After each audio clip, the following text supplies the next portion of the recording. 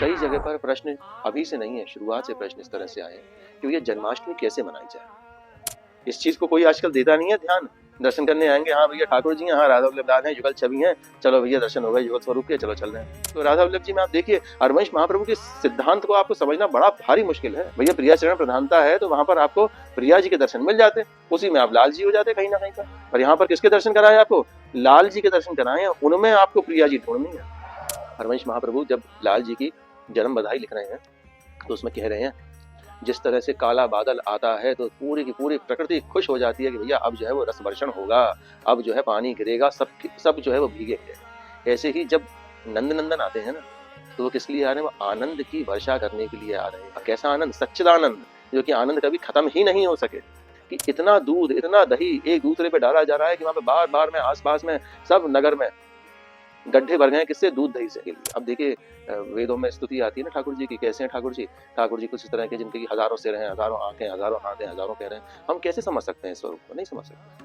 तो उन्होंने क्या कृपा करी कि प्रभु ने कहा कि मैं तुम लोगों के बीच में तुम्हारे जैसा ही स्वरूप लेके मैं इस संसार में आता हूँ। आजकल कुछ इस तरह से भी प्रथा चल गई है कि खीरे के अंदर रख के खीरा को काटते हैं, ये सारी चीजें, ये बिल्कुल अलग चीज है। पर निकुंज की उपासना में इस तरह से नहीं कि रात्रि में जगा के हम ठाकुर जी को कष्ट देते हैं। तो जो हम लोगों के यहाँ की निकुंज की उपासना जिसमें कि सखी भाव है, उसमें आप वात्सल्यता लेके नहीं आ सकते हो। जैसे हम लोग मनाते हैं ना, अपना जन्मोत्सव मनाया हमने, क्या भैया पैदा हो गए, चलो ठीक है, अब बार बार तो निकुंज में सखियों ने भी क्या किया कि इस ब्रज भाव को लेके आए। और वो नंद नंदन, वे कृष्ण, उनकी उपासना जो है यहाँ के रसिकों ने करी। और किस रूप में करी, वो भी एक बड़ी विचित्र चीज कर देती है। तो लाल जी भी हमारी ऐसी अद्भुत सखी हैं कि वे हमेशा और हमेशा प्रिया जी के चरणारविंदों को अपने हाथ में लेके रख रही हैं, और वहां पर वो बता दे रही हैं कि भैया क्या चीज प्रिया जी को चाहिए। वो सखियां जितनी भी हैं, ललिता, विशाखा, चंपक, चित्रा, तुंग विद्या, रंगदेवी, अष्ट सखियां, वे भी सब लाल जी को इसी तरह से पूज भी रही हैं कि हे लाल जी, आपसे ज्यादा प्रिया जी को कोई नहीं समझ सकता। आप हमें बताएं कि कैसे हमारी प्रिया जी, लाडली जी खुश होंगी। बिल्कुल अद्भुत है यहाँ की लीला। जब ना वृंदावन की लीला ना, मत जानो गुड़ को चीला, या में ऋषि मुनि गए हार। सही में वास्तव में ऋषि मुनि हार गए। पर याद रखना, ये सारी चीजें ठाकुर जी की बनाई हुई हैं, और ठाकुर जी अपने से मिलने में इन सबको अवरोध के रूप में इस्तेमाल करते हैं कि भैया भक्त मुझसे मिलने आ रहा है, सीधे सीधे नहीं मिलने दूंगा। कैसे मिलेगा मुझसे? उसको प्यास भी लगेगी, उसको भूख भी लगेगी, उसको सर्दी भी लगेगी, उसको गर्मी भी लगेगी, उसको संसार भी याद आएगा, जिससे कि वो रुके वहां तक आने के लिए। पर वास्तव में आपको वो ठाकुर जी चाहिए, तो रास्ता यहाँ के रसिकों ने क्या बता दिया कि प्रिया जी की उपासना में लगो, आपको वो लाल जी भी मिल जाएंगे। जिस लाइन में सखियां लगी हुई है ना, उसी लाइन में वो लाल जी भी लगे हुए मिल जाएंगे। लाल जी तक पहुंचने की लाइन बड़ी कर रही है। ये कृष्ण का स्वरूप और आपको संसार में कहीं नहीं मिल सकता। तो अगर ऐसे करके आप प्रभु की जन्माष्टमी बनाते हैं, अगर इस भाव से अगर आप जन्माष्टमी बनाते हैं, तो निश्चित है वो जन्माष्टमी आपकी निकुंज की जन्माष्टमी कहलाई जाएगी। राधा वल्लभ लाल की जय। महाप्रभु श्री हरवंश चंद्र जी महाराज की जय। जन्माष्टमी का बड़ा पावन पुनीत अवसर आ रहा है। इस अवसर पर प्रभु कृष्ण का जन्म की बात, जन्मोत्सव है, तो प्राय सभी के मन में ये प्रश्न आता है कि किस तरह से राधा वल्लभ संप्रदाय में या फिर राधा चरण प्रधान उपासना में श्री लाल जी की सेवा एवं उनका जन्मोत्सव मनाया जाए। तो तार्किक लोग कुछ इस तरह के प्रश्न भी करते हैं कि भैया आपके यहाँ तो प्रिया जी की उपासना है, तो उस प्रिया जी की उपासना में लाल जी कहाँ से आ गए, ठाकुर जी कहाँ से आए? तो हर किसी को ये समझना चाहिए कि भैया प्रिया जी के बिना ना तो लाल जी हैं और ना ही लाल जी के बिना प्रिया जी हैं। जहां पर प्रिया जी की उपासना है, वहां पर तो लाल जी की उपासना होगी ही होगी, क्योंकि ये दोनों एक दूसरे से अभिन्न है। हरवंश महाप्रभु कहते हैं कि रूप बेल प्यारी बनी, सुप्रीतम प्रेम तमाल, दो मन मिल एकै भय, श्री राधा वल्लभ लाल। कि जिस तरह से आत्मा से शरीर अलग नहीं हो सकता, उसी तरह से जहां पर प्रिया जी हैं वहां से लाल जी अलग नहीं हो सकते। पर उपासना की पद्धति में थोड़ा सा अंतर आ जाता है। कई जगह पर प्रश्न अभी से नहीं है, शुरुआत से प्रश्न इस तरह से आए हैं कि ये जन्माष्टमी कैसे मनाई जाए। तो जो भाव रखा गया है इसमें जन्माष्टमी में, वो कुछ भाव इस तरह का रखा कि जो रसोपासना है, जो प्रेम लक्षणा भक्ति है, वो जब नवधा भक्ति आपकी पूर्ण हो चुकी है, तब आपको उसके फलस्वरूप ये दसधा भक्ति मिल पाए। नवधा में आपने ठाकुर जी के दास भी बने, ठाकुर जी के आपने वात्सल्यता भी करी, ठाकुर जी के सखा भी बने हैं, ठाकुर जी की अर्चना भी करी है, वंदन भी करी है, सब कुछ आपने करा। उसके बाद में आपको ये उनकी प्रेम लक्षणा भक्ति मिली। तो कहीं ना कहीं आप इन सभी सीढ़ियों पे चढ़ते हुए आपको आगे जाके ये रस सिद्धांत की सीढ़ी मिल पाई। तो पूर्णता आपने उन सारे उपासनाओं की करी, तब जाके ये रस सिद्धांत मिल पाया। पर बात क्या है कि जिस तरह से हरवंश महाप्रभु ने स्वामी श्री हरिराम व्यास जी से कही कि यह जो एक मन बहुत ठौर करी, कहीं कोने सच उपायो, कि अगर मैं अलग अलग ठौरों पर अपने मन को लगाऊंगा तो वो मन की सत्यता नहीं है। मन एक है तो उसके अंदर एक ही रस आ सकता है। या तो आप उसके अंदर दास भाव आप रखें, या फिर आप ठाकुर जी का वात्सल्य भाव रखें, या फिर आप उनका सखी भाव रखें। तो जो हम लोगों के यहाँ की निकुंज की उपासना जिसमें कि सखी भाव है, उसमें आप वात्सल्यता लेके नहीं आ सकते हो। मन एक है ना, कितनी ठौर पे लगाओगे। ये आप ठाकुर जी को रात्रि में जगा के उनका स्नान भी करा रहे हैं। आजकल कुछ इस तरह से भी प्रथा चल गई है कि खीरे के अंदर रख के खीरा को काटते हैं। ये सारी चीजें ये बिल्कुल अलग चीज है। जिस जिस पथ में उनके बड़ों ने सेवाओं का प्रकार बताया, उन्होंने उस चीज को किया। पर निकुंज की उपासना में इस तरह से नहीं है कि रात्रि में जगा के हम ठाकुर जी को कष्ट दे रहे हैं। वो भाव इसलिए नहीं है कि ठाकुर जी हैं कौन, पहले तो आप ये समझें। देखिए, प्रभु वो परमात्मा है, वह शक्ति है जो कि अपरिमित है, जिनका ना आदि है, ना अंत है, ना मध्य है, जिनका जो कि निराधार है। उन्होंने संसार को बनाया, पर संसार में रहने वाले लोग बाग उनको समझ नहीं पाए। तब अपने आप को समझाने के लिए, अब देखिए वेदों में स्तुति आती है ना ठाकुर जी की, कैसे हैं ठाकुर जी। ठाकुर जी कुछ इस तरह के जिनके की हजारों सिर हैं, हजारों आंखें, हजारों हाथ हैं, हजारों पैर हैं। हम कैसे समझ सकते हैं इस स्वरूप को, नहीं समझ सकते। तो उन्होंने क्या कृपा करी कि प्रभु ने कहा कि मैं तुम लोगों के बीच में तुम्हारे जैसा ही स्वरूप लेके मैं इस संसार में आता हूँ। तुम्हारे जैसे कैसा कि भैया दो आंख, दो हाथ, दो पैर, सांवरे सलोने, मोर मुकुट धारण करके, पीताम्बर धारण करा हुआ है, मैं ऐसे बन के आता हूँ। तब शायद तुम मुझको समझ सको। पर उसमें गलती मत कर देना कि तुम मुझको अपने जैसा समझो। वो परमेश्वर कौन है? वो अनंत कोटि ब्रह्मांड नायक हैं, जो कि अपनी पूर्ण शक्तियों के साथ में इस धराधाम पर पधारे। उनका जन्म और उनका मरण नहीं है। जिस तरह से देहधारी होते हैं, जिनका जन्म भी होता है, जिनके अपने निकुंज अपने वापसी भी जाते हैं जहां से आए हैं, उनके साथ में ये चीज नहीं है। क्यों? क्योंकि वो मानव देह जैसे हैं, मानव देह नहीं है उनकी। आप सोचो कि हम हमारे जैसे कोई पंच भौतिक उनका स्वरूप हो, हाड़ मास के वो बने हो, नहीं भैया, वो तो दिव्य हैं। उस दिव्यता को आप कहीं पर समझ नहीं सकते हो, वाकई में नहीं समझ सकते हो। वो तो उनकी इतनी कृपा है कि हाँ भैया सांवरे सलोने छोटे से आगे आपके सामने खड़े हो जाए, और आपकी बुद्धि में उतना ही सही प्रेम है तो हम उतना से उनको समझ लेते हैं। तो वो ईश्वरता उनकी, वो उनका पराक्रम, वो हम लोग नहीं समझ सकते। तो वो अजन्मा है, तो उनका कोई जन्म नहीं है, ना ही उनका कोई निकुंज का भाव है, उनका वापस जाने का, निकुंज गमन का। तो ऐसा जन्मोत्सव कैसे मनाएंगे? तो जन्मोत्सव नहीं है, इसको निकुंज की उपासना में कुछ सखियों का ही खेल मानते हुए आप ऐसा कर सकते हो कि ये उनकी वर्षगांठ है। जैसे हम लोग मनाते हैं ना अपना जन्मोत्सव मनाया हमने, कि हाँ भैया पैदा हो गए, चलो ठीक है, अब बार बार बार बार। तो निकुंज में सखियों ने भी क्या किया कि इस ब्रज भाव को लेके आए और जितने भी आचार्य चरण हुए हैं उन्होंने इस ब्रज भाव को अपनी निकुंजोपासना में जरूर जोड़ा है। वो क्यों जोड़ा है?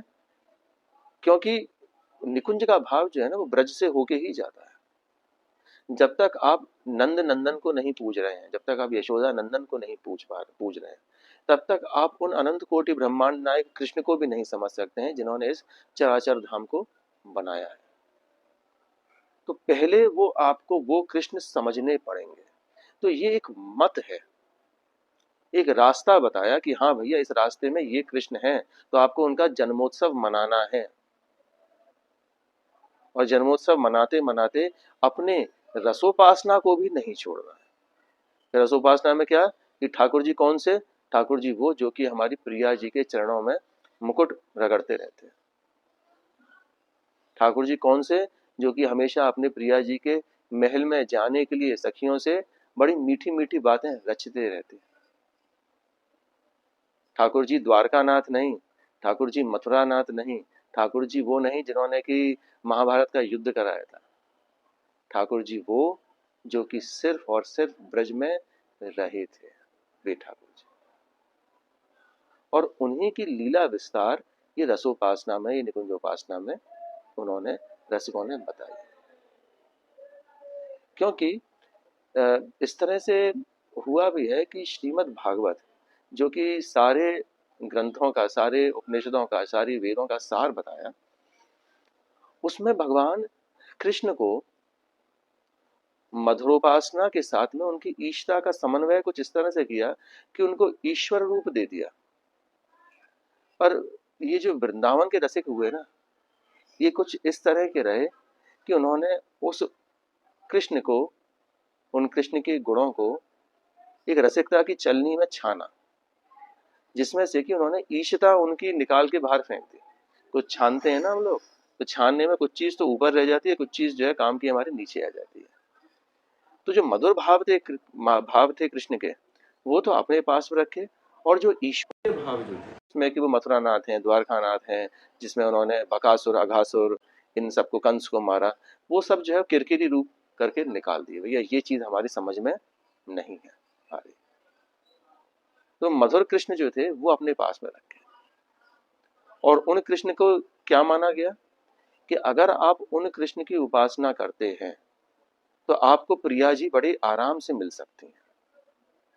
देखिए राधा चरण प्रधानता है ना कि मेन कौन है? प्रिया जी पर हमें जाना है। पर प्रिया जी किसके साथ में रहती हैं? लाल जी के साथ में। लाल जी कैसे हैं? लाल जी के लिए कहते हैं कि श्यामेति सुंदर वरेति मनोहरेति कंदर्प कोटि ललितेति सुनागरेति, कि वो श्यामता की इति हैं, इतने सुंदर हैं, इतने हैं सांवरे सलोने कि वो श्यामता की इति हैं। वो नागरों में, सुंदर पुरुषों में सबसे सुंदर है। मनोहर कितने हैं? मनोहरता की सीमा है वो मनोहरेति। कंदर्प कोटि कि हजारों, लाखों, करोड़ों कामदेवों की सुंदरताएं जब इकट्ठी हो जाती है तो उन कंदर्प कोटि के समान है वो। ऐसे सुंदर है जिनके रूप माधुरी में हमारी प्रिया जी हमेशा और हमेशा डूबी रहती हैं। इतने सुंदर वो नंद नंदन, वे कृष्ण, उनकी उपासना जो है यहाँ के रसिकों ने करी। और किस रूप में करी? वो भी एक बड़ी विचित्र चीज है। उनको भी सर्वश्रेष्ठ सखी का दर्जा दिया गया। सखियां जो हैं वही प्रिया जी से मिला सकती हैं। तो लाल जी हमारे कैसे सिद्धांत वाली सखी हैं कि वे तो हमेशा और हमेशा प्रिया जी के चरणार बिंदों को अपने हाथों में लेके बैठे रहते हैं। और प्रिया जी ने जब अपने चरणार बिंद के किसी अंगूठे की भी हिलन करी तो वो इतने प्रेमी है कि उनके अंगूठे के, चरणों के अंगूठे के हिलन से वो ये समझ जाते हैं कि प्रिया जी को क्या चीज चाहिए। और देखिए असलियत में किंकरित्व का यही मेन हिसाब होता है कि वो अपने स्वामी को किस तरह से समझ सके, स्वामी के इशारे कैसे समझ सके। तो प्रिया जी का भ्रकुटी विलास हुआ, प्रिया जी के चरण चापना हुआ, प्रिया जी की कोई भी सेवा हुई, तो सखियां उससे पता लगाती हैं कि प्रिया जी क्या चाह क्या रही हैं, वही सेवा उपस्थित कर देती हैं। तो लाल जी भी हमारी ऐसी अद्भुत सखी हैं कि वे हमेशा और हमेशा प्रिया जी के चरणार बिंदों को अपने हाथ में लेके रख रही हैं और वहां पर वो बता दे रही हैं कि भैया क्या चीज प्रिया जी को चाहिए। वो सखियां जितनी भी हैं, ललिता, विशाखा, चंपक, चित्रा, तुंग विद्या, रंग देवी, अष्ट सखियां, वे भी सब लाल जी को इसी तरह से पूज भी रही हैं कि हे लाल जी, आपसे ज्यादा प्रिया जी को कोई नहीं समझ सकता। आप हमें बताएं कि कैसे हमारी प्रियाजू लाडली जू खुश होंगी।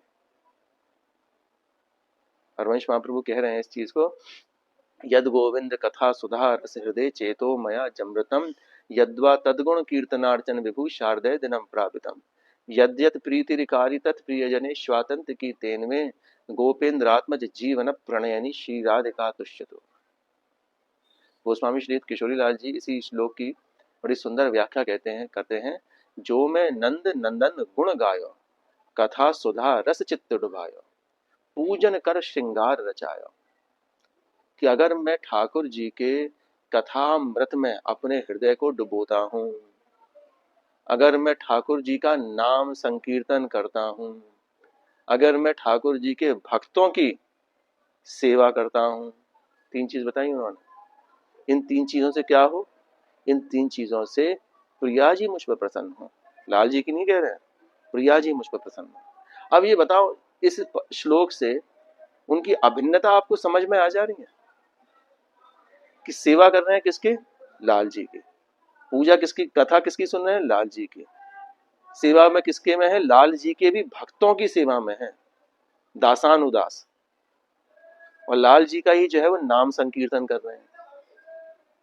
तो उससे प्रसन्नता कौन की हो रही है, प्रिया जी की हो रही है। देखो बिल्कुल अद्भुत है यहाँ की लीला, ये ना वृंदावन की लीला ना, मत जानो गुड़ को चीला, या में ऋषि मुनि कर हार। सही में वास्तव में ऋषि मुनि हार गए। कैसे कि ऋषि मुनि उन नंद नंदन की तपस्या में तो लगे रहे। कैसे लगे रहे, अनवरत लगे रहे, हजारों हजारों साल तक उन्होंने तपस्याएं करी, कहीं पे हिमालय पे बैठ के करी, कहीं पर पानी में बैठ के कर रहे हैं, कहीं पे कैसे भी कर रहे हैं। और ठाकुर जी आए, कैसे आए, जैसे बादल में से बिजली चमके ना, वैसे दर्शन दिए, ठाकुर जी चले गए। पर वास्तव में आपको वो ठाकुर जी चाहिए तो रास्ता यहाँ के रसिकों ने क्या बता दिया कि प्रिया जी की उपासना में लगो आप, प्रिया जी का संग करो आप, प्रिया जी की सेवा महल टहलनी में आप रहिए, क्योंकि उस महल टहलनी में ही आपको वो लाल जी भी मिल जाएंगे। जिस लाइन में सखियां लगी हुई है ना, उसी लाइन में वो लाल जी भी लगे हुए मिल जाएंगे। लाल जी तक पहुंचने की लाइन बड़ी कर रही है, पूरा संसार जो है उनमें लगा हुआ है कि ठाकुर जी को किसी तरह से पालें। पर वो कैसे हैं भैया, बड़े छलियां हैं, मुश्किल से पकड़ में आते हैं। तो पकड़े किसको, उनकी प्रिया जी की सेवा में रहो उपस्थित, लाल जी अपने आप आते रहेंगे। ये कृष्ण का स्वरूप और आपको संसार में कहीं नहीं मिल सकता। और अगर आप बात करते हैं इस दृष्टिकोण की, तो जहां पर सिद्धांत की बात होती है, रस के सिद्धांत की बात, उस रस के सिद्धांत को समझाने के लिए भी रसिकाचार्यों ने, हरवंश महाप्रभु ने लाल जी के ही चरणों का आश्रय लिया है। हरवंश महाप्रभु कहते हैं कि भैया प्रीत की रीत रंगीलो ही जान है। रंगीलो कौन, हमारे ठाकुर जी। किसको जानते हैं वो, प्रीत की रीत वही जानते हैं, और कोई नहीं जानता संसार में प्रेम करना कैसे है। क्योंकि वो प्रेम की अधिष्ठात्री देवी से प्रेम कर रहे हैं ना, प्रियाजू से। तो प्रीत की रीत कौन जा रहा है, रंगीले ही जानते हैं, ठाकुर जी जानते हैं, और कोई नहीं जानता है। यद्यपि सकल लोक चूड़ामणि दीन अपन पौमान है। सकल लोक के चूड़ामणि है, अनंत कोटि ब्रह्मांड नायक है, जिनका कुछ भी नहीं पता, परम पूर्ण पुरुषोत्तम है, सारी कलाओं के साथ में यहाँ पे आए हैं इस संसार में। उनको कौन जान रहा है, वो अपने आप को यहाँ पर इस सेवा में दीन मानते हैं। और प्रीत में यही होता है कि आप जितने छोटे बनते जाओगे, जितने आप अपनी सब कुछ चीजों को छोड़ते जाओगे। अब देखो ठाकुर जी की इष्टता अगर नहीं निकालते यहाँ पर, तो ठाकुर जी तो ईश्वर बन के आते, तो ईश्वर को तो पूजा भी जाएगा, सब कुछ चीज करी जाएगी। तो यहाँ पर प्रेम में वो सारी चीजें नहीं है। इसलिए कहा उन्होंने कि ठाकुर जी इस प्रीत की रीत को वही जानते हैं। कई जगह पर ऐसे उदाहरण दे रहे हैं, कह रहे हैं कि यो ब्रह्म रुद्र शुक नारद भीष्म मुख्य रालक्षितो न सहसा पुरुषस्य तस्य। कि ब्रह्म रुद्र शुक नारद, ये कौन को पाने के लिए कर रहे हैं? उन पुरुषस्य तस्य को पाने के लिए कर रहे हैं। पर वो पुरुषस्य तस्य के लिए क्या है? वो पुरुषस्य तस्य जब मूर्छित हो जाते हैं, परम पुरुष मूर्छित हो जाते हैं, तो किससे जागृत होते हैं? प्रिया जी के चरणार बिंदों की जो अनंत कोटि तेज वाली जो रज है ना, वो उनके मुंह में डाल दी जाती है, तो उनके लिए वो चूर्ण का काम करती है, अमृतमय चूर्ण का काम करती है। मैं उस अमृतमय चूर्ण, उस अमृतमय रज की उपासना करता हूँ, उसको मैं प्रणाम करता हूँ। कह रहे हैं ना, यस्या कदापि वसनांचल खेलनोत्थ धन्याति धन्य पवनेन कृतार्थमानी योगींद्र दुर्गम गतिर मधुसूदनोपि। ये मधुसूदन कौन से हैं? जिनको योगींद्र लोग जो है वो भी पाने के लिए बड़े बड़े कष्ट करते हैं। योगींद्र कौन? योगियों के भी इंद्र। उन ठाकुर जी की ये उपासना है भैया। और देखो सिद्धांत क्या समझा दिया कि प्रीत की रीत रंगी लो जाना, जानना, अगर प्रेम करना सीखना है, ठाकुर जी का आश्रय लेना, ठाकुर जी की कथा में आप अपना मन को डुबो, ठाकुर जी का नाम संकीर्तन करो, ठाकुर जी के दासों की दास की बन के रहोगा, प्रेम करना आप सीख जाओगे। हर जगह पर यही उपासना के बारे में कह रहे हैं। कह रहे हैं ना, जब जब स्फुटवाणी हरवंश महाप्रभु लिख रहे हैं, तो स्फुटवाणी के ज्यादातर पदों में इस इस सिद्धांत को समझाने के लिए उन्होंने ठाकुर जी का ही रेफरेंस देते हैं हर जगह पर। पहला पद जब हम करते हैं जहां पर जो पे कृष्ण चरण मन अर्पित तो करियो कहा नवग्रह रंग, कि ये ठाकुर जी के चरणार विंदन में आपने अपना मन लगा दिया, तो नवग्रह आपका क्या बिगाड़ सकते हैं? कुछ बिगाड़ सकते हैं? कुछ नहीं बिगाड़ सकते। जो हम लोग मन, हम लोगों का विषय रहता है ना कि भैया राहु खराब हो गया, केतु खराब हो गया, मंगल खराब हो गया, बुध खराब हो गया, इन सब चीजों में लगा रहेगा हमारा मन। पर यहाँ पर क्या रहा कि जिसने अपने चरणार, अपने मन को प्रभु के चरणारविंदन में अर्पित कर दिया, प्रभु कौन? इन सब नवग्रहों को बनाने वाले हैं, उनके लिए सब ये रंग है। तब आप क्या कर सकते हो? आपका ये कुछ भी नहीं बिगाड़ सकते। कह रहे हैं कांते भैया मेरी सौ कृष्ण गुण संचु, कि आपको क्या करना है? कृष्ण के गुणों का संचय करना है। किस तरह से प्रेम किया उन्होंने, क्या क्या उन्होंने कर्तव्य करे अपने, उन सब गुणों का संचय करना है। एक जगह पे कह रहे हैं मोहन लाल के रंग रांची, कि मेरा मन किसमें हो गया है? कि मोहन लाल के रंग में जो है मेरा मन चढ़ गया है। और ये बात कहो मोहन लाल के रंग रांची मेरे ख्याल परो जिनको बात दसों दिश माची, कि भैया इस चीज का ढिंडोरा तो सब जगह पे पिट गया है, दसों दिशाओं में पिट गया है, कि मेरा मन किसमें रम गया है? ठाकुर जी में रम गया है। और जब ठाकुर जी में रम जाएगा मन, तो आपको कुछ चीज की जरूरत पड़ेगी ना, सुख की जरूरत पड़ेगी ना दुख की जरूरत पड़ेगी, ना सुख से डर लगेगा ना दुख से डर लगेगा, ना आपको अच्छा चाहिए ना ही आपको बुरा चाहिए, ना आपको दिन की जरूरत ना आपको रात की जरूरत पता, ना आपको खाली पेट का पता, भूख पता, ना आपको ताप का पता, ना दुख पता, ना शोक पता, कुछ नहीं पता आपको। क्यों? क्योंकि ये सारी चीजें जब आप भूल गए, तभी जाके तो है आप उनके रंग में रंग पाए।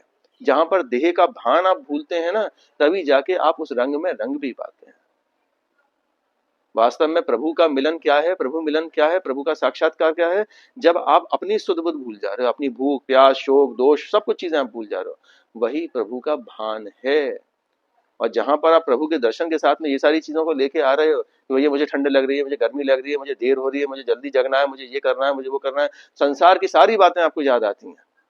पर याद रखना, ये सारी चीजें ठाकुर जी की बनाई हुई हैं, और ठाकुर जी अपने से मिलने में इन सबको अवरोध के रूप में इस्तेमाल करते हैं, कि भैया भक्त मुझसे मिलने आ रहा है, सीधे सीधे नहीं मिलने दूंगा। कैसे मिलेगा मुझसे? उसको प्यास भी लगेगी, उसको भूख भी लगेगी, उसको सर्दी भी लगेगी, उसको गर्मी भी लगेगी, उसको संसार भी याद आएगा, जिससे कि वो रुके वहां तक आने के लिए। तो प्रिया जी थोड़ी सी सहज है, इसलिए यहाँ के रसिकों ने क्या करा, तो ये प्रिया जी को पाओ पहले, किसी भी स्थिति में वो तो दया ही करती हैं। ठाकुर जी तो नेक नटखट से हैं, और प्रिया जी हमारे किशोरी जी क्या करती हैं? वो हमेशा जो है वो प्रेम करती हैं, हमेशा दया करती हैं। करुणा निधि अरु कृपा निधि, वो करुणा की और कृपा की निधि हैं। उनके पास से करुणा और कृपा खत्म नहीं होती है। निधि का मतलब जो कि अपार भंडार है, जहां पर वो करुणा की निधि है, कृपा की निधि है, दया की निधि है, सहजता की निधि है। उनके पास में से ये सारी चीजें गुण कभी खत्म नहीं होते हैं। ये तो हमेशा और हमेशा कोई गलती भी कर देती है ना सखी, उसके ऊपर वो हमेशा क्या करती हैं? हंसती रहती हैं।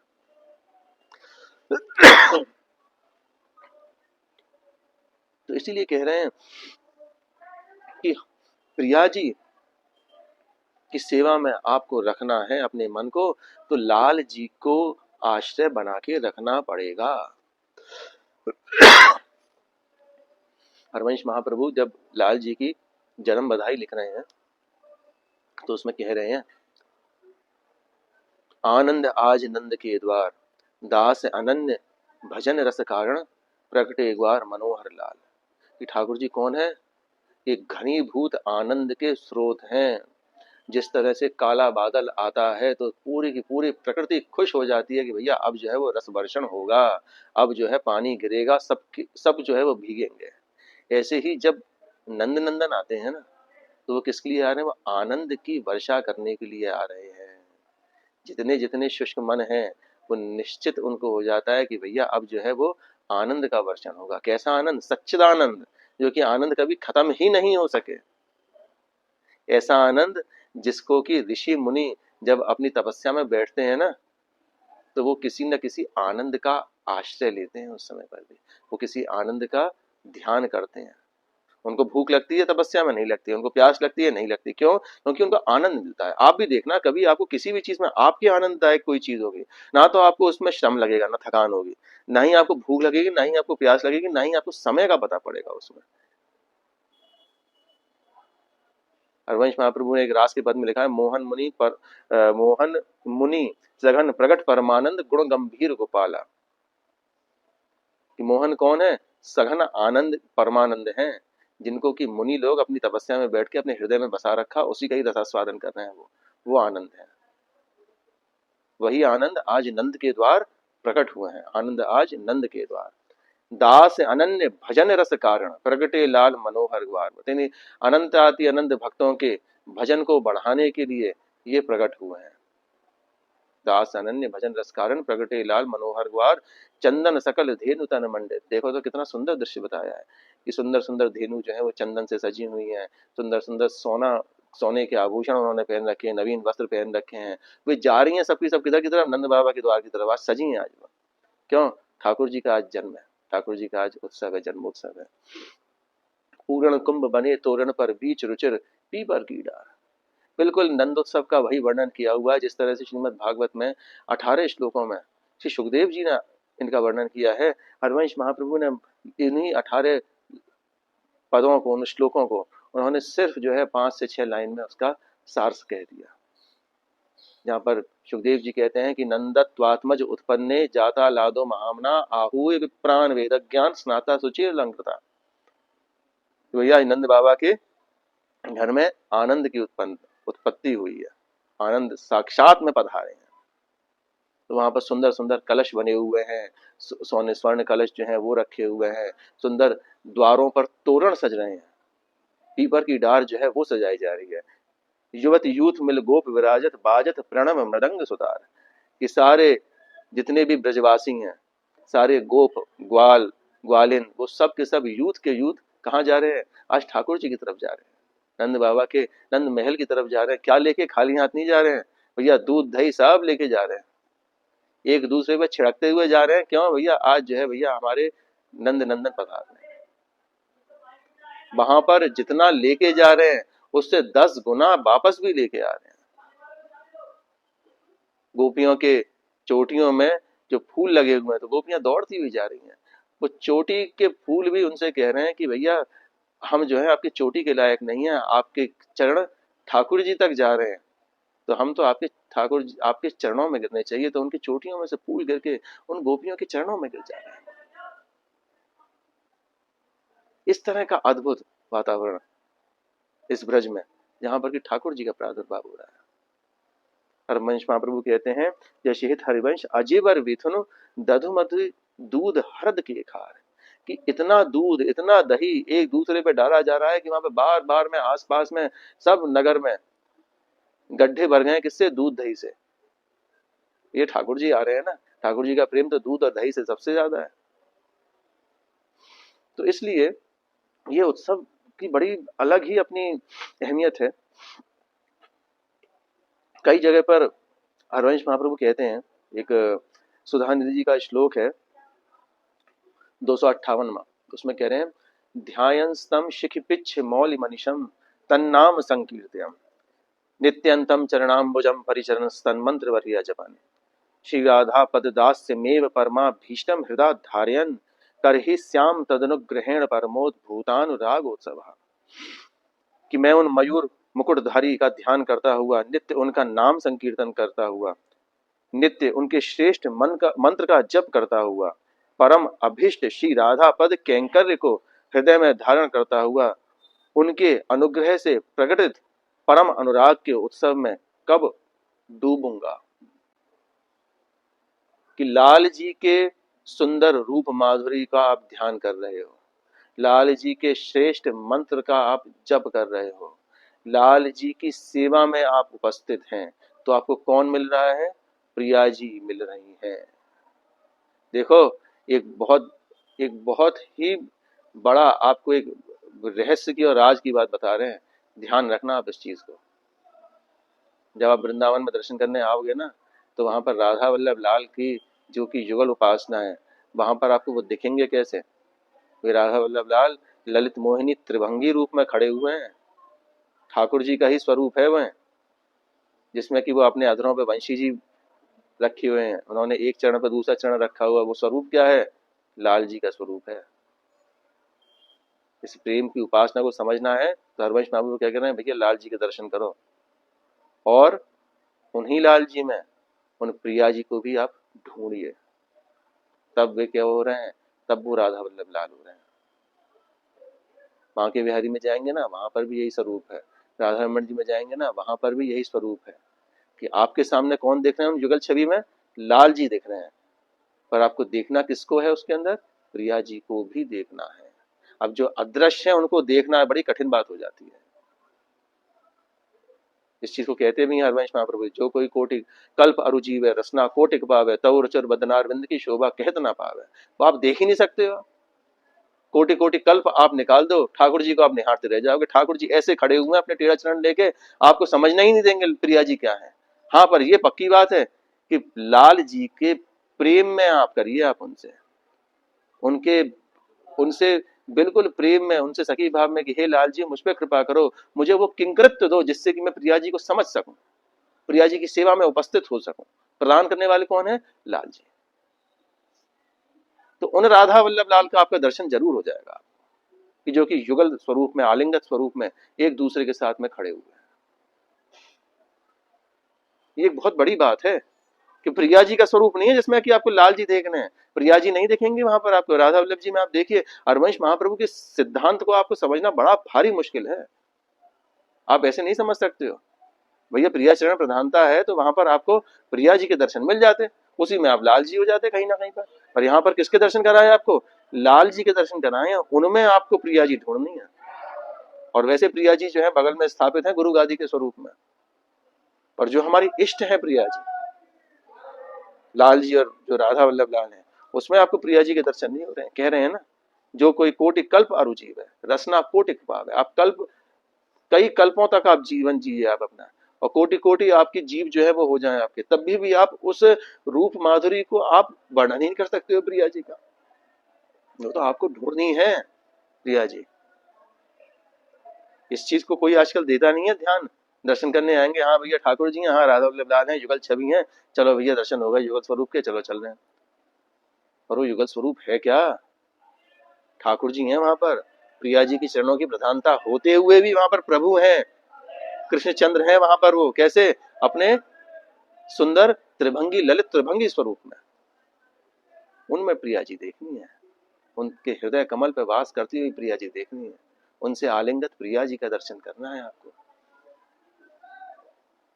ऐसे हैं हमारे भैया नंदनंदन, जिनके लिए कह रहे हैं ना कि प्रीत की रीत रंगीलो ही जाने, यद्यपि सकल लोग चूड़ामणि दीन अपन को माने। तो अगर ऐसे करके आप प्रभु की जन्माष्टमी बनाते हैं, अगर इस भाव से अगर आप जन्माष्टमी बनाते हैं, तो निश्चित है वो जन्माष्टमी आपकी निकुंज की जन्माष्टमी कहलाई जाएगी। यही सब कारण है जिस कारण से रात्रि में यहाँ पर दर्शन नहीं खुलते हैं। यही कारण है, कहते हैं भैया राधा वल्लभ लाल में अभिषेक कब होंगे?